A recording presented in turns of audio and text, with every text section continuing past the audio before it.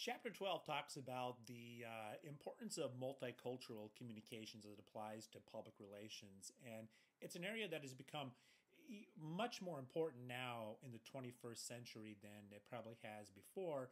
And it's an area that is not going to change at any moment in time from here on out. The fact is, America has always been the melting pot where cultures from around the world come together to make a life here in our great country, and that melting pot is becoming richer as the years go on. And PR people really need to understand and be mindful of this and be sensitive to the multicultural realities of the 21st century.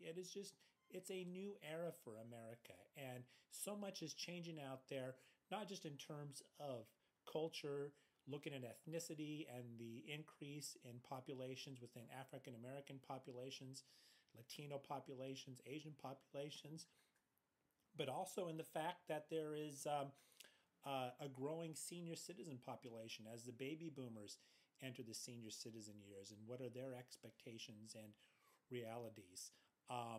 The growth of women into corporate positions, and also talking about the rise of the gay and lesbian culture within America. And so the PR person, it's one of the things they need to be mindful of. I need to be reminding the people at the head table that, listen, our audience is a very diverse one, and we need to be mindful of what that audience is about. The chapter spends some good time talking about the corporations giving back to the community and being involved within the communities that they live. And in fact, being more than just a business presence within the community, but also being good citizens, and what that means in terms of giving money to local nonprofits, having employees be volunteers in the community. What's great about here in Fairbanks and across Alaska is that you think of the big corporations that we have here in the state. Here in Fairbanks, Alyeska Pipeline Service Company, Flint Hills, Golden Valley Electric Association, ACS. All of these companies are good citizens of the community.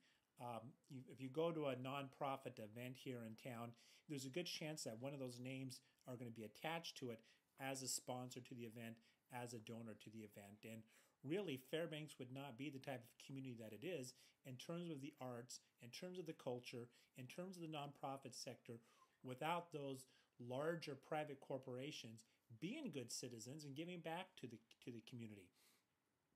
Starting on page 247, it talks about what does the community expect of any organization that's going to be located within its area, and it gives a really nice list that talks about the areas such as appearance, talks about pride, it talks about participation, and talks about stability. And those really are kind of the four main areas that, if a big business can come to town, we want them to be involved in those four areas in some way. I think a good example of that is when the businesses grew over off of the Johansson Expressway and the big box stores moved in, from Walmart to Barnes & Noble to Petco, Sportsman's Warehouse. There were some expectations that those companies would be giving back to the community in some manner. On the flip side, those companies would not come into our community if they weren't expecting something in return, in terms of having a population large enough that would supply an adequate labor force, supply enough business, etc. So it really is a give and take type of relationship. Page 248 to 249 talks about the objections of community relations and what are some of the things you're trying to do, and what are some of the different audiences within the area of community relations that goes beyond just the average consumer, but you also talk about government and other business leaders and so forth that are part of the audience you want to reach out to if you're in charge of community relations for your organization. Starting on page 251, talks about serving the diverse communities and some of the things I touched upon earlier, as in being aware and sensitive to the changes in diversity, especially with the increase of women within corporations.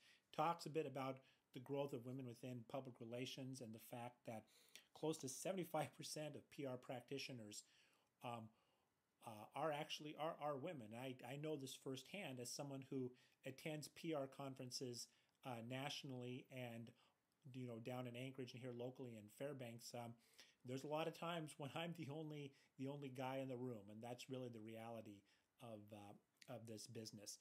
Talks about the growth, of course, of the African American population in major metropolitan areas across the country, and same for the growth in Latinos. I like that the book mentions, the necessity of being sensitive to the Muslim population, especially as a result of 9/11 and how that's been a population that has somewhat been maybe misunderstood and stereotyped because of that horrific event. And then also, as I mentioned, the increase in other areas, the aging population in terms of baby boomers becoming senior citizens, and companies, marketing themselves and being good companies appealing towards the gay and lesbian population in the country. The chapter closes off with talking about the nonprofit companies and the work that they do in public relations. And most of the PR practitioners that I work with within Fairbanks in Alaska come from the nonprofit sector, and it is an area of growth across the country.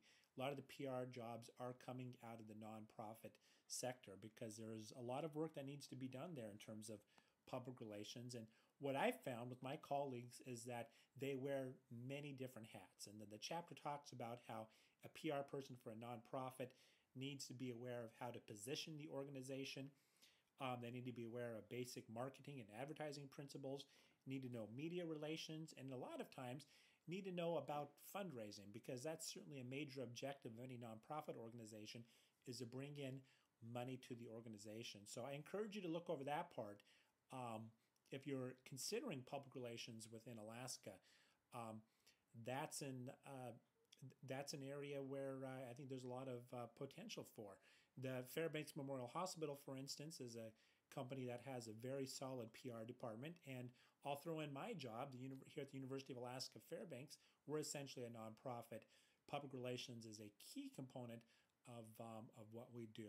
So I think a good, interesting chapter, one that is certainly necessary to be at least the talking points and the subject matter necessary to be aware of here in the 21st century. So that concludes this lecture, and we'll see you next time. Thanks for listening.